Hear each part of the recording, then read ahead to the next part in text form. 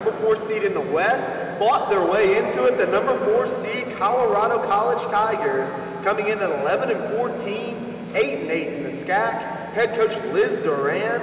This team came into the final weekend at 6-8, needed 2 wins to get into the tournament. They beat the number 1 seed in the West, the Hendricks Warriors, and then knocked off the Millsaps Majors in kind of a play-in game, as we like to talk about it. It was either Millsaps got in or Colorado got in, whoever won that game, and they knocked off both of them to get into this tournament. You're absolutely right, and it's a big part of that has been Becky Luden.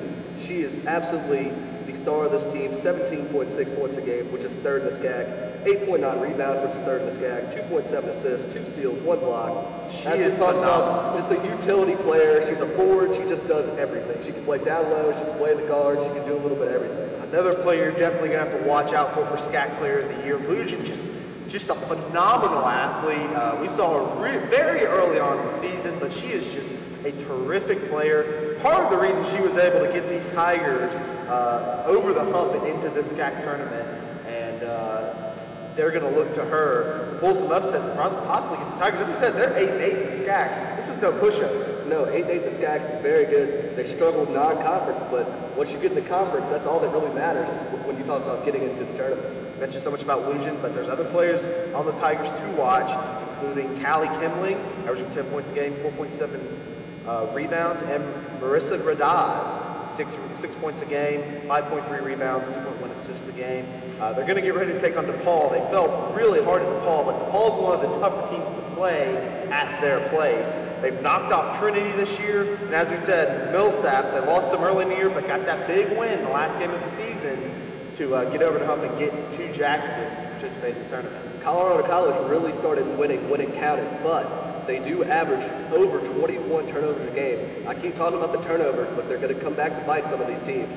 And so now, with that said, we're now going to look at the matchups here in the first round, as we're going to take a look at the bracket and look at each game piece by piece and break down who to watch. Number 1 seed in the West, Hendricks Warriors, versus the number 4 seed in the East, Oglethorpe Stormy Petrels. It is set for tip-off Friday, February 25th at 1 p.m. here in the Hangar Dome at Millsaps College. It is the opening game of the tournament. Opening game of the tournament, we'll be calling it. It's going to be a big matchup. We talked about the matchup already between Byler and Weeks.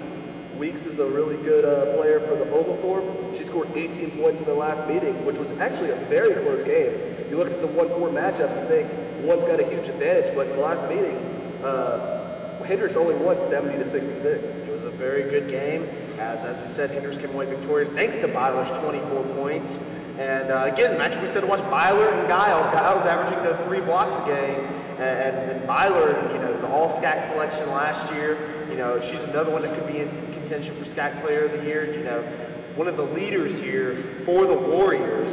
And another key stat you got to look at between Hendricks and Oglethorpe, both teams are averaging 20 turnovers a game. I'm feeling whoever has the least amount of turnovers may come away victorious. It's going to come down to whoever team can hold on the ball, but keep in mind, Hendricks shoots incredibly well from the field, 45% field goal percentage this year. It's going to come down to ball handling and making your shots, and Hendricks has made their shots all year long. Absolutely.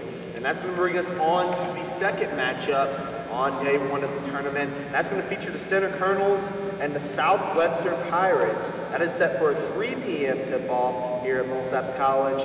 And also worth mentioning right now, obviously any games can go over, so that time is subject to change, but is set for a 3 p.m. tip-off. And I'll tell you, this is going to be a great matchup between the Colonels and the Pirates. Yeah, 2 very evenly matched teams.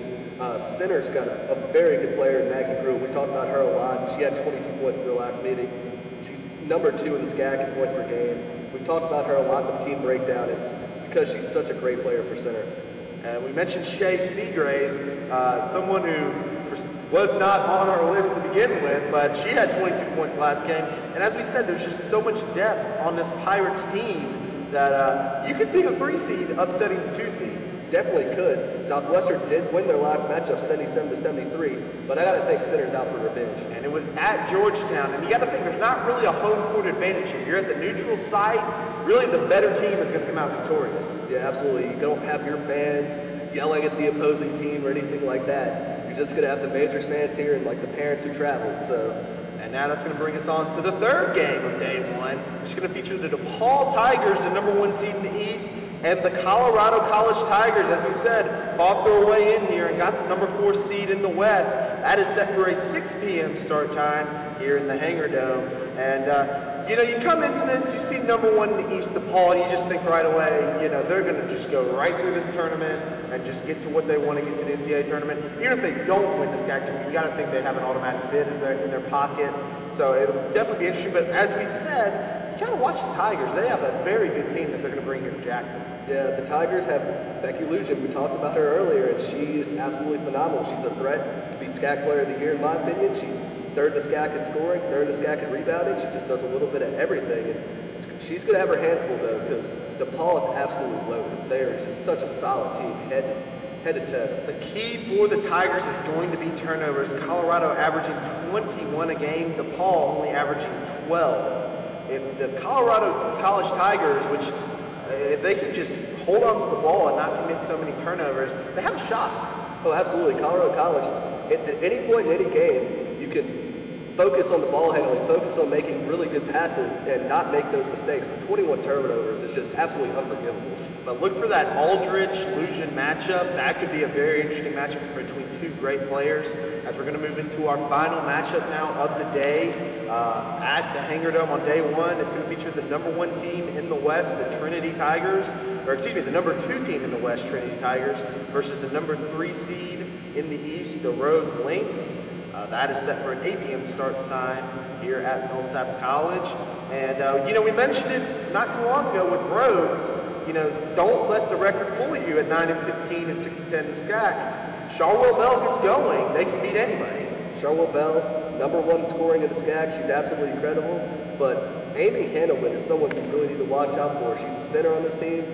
She averages nearly a double-double, 10 points, almost 10 points a game, almost 9 rebounds, and 1.6 blocks.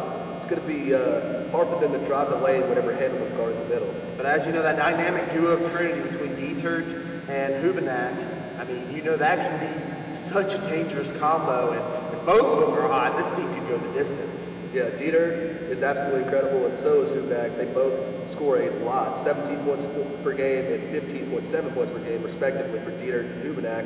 And the real thing that sticks out to me is that Trinity averages 19.7 turnovers a game, while Rhodes only 14.6.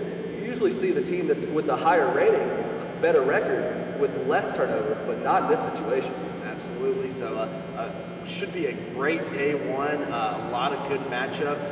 And as we said, you know, the last thing really to hear about Trinity, this court has not been friendly here to the Tigers. As we said, they dropped 2 to the Majors, so maybe some bad karma here in Jackson. Yeah, the #2 seed in Trinity, you never know what's going to happen. Anything can happen in the Hangar Dome. We hope you're enjoying the show out there. You know, as we said, I'm James Hill. This is Andre Aubert.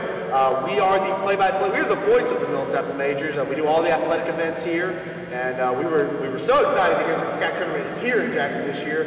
So we will be the voice throughout the SCAC tournament, despite the Majors not making it this year. And we really look forward to covering this tournament and finding out who's going to win the championships. If you'd like to get in touch with me, my email is hilljc32@gmail.com. Again, that's hilljc32@gmail.com.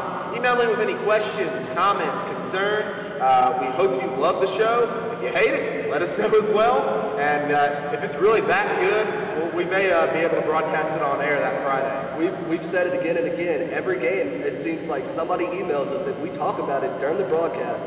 So, if you have something interesting to tell us, we talked about fun facts. If you have a fun fact about your team, send it in and we will talk about it on air, and you will become famous for your fun fact or your great comment.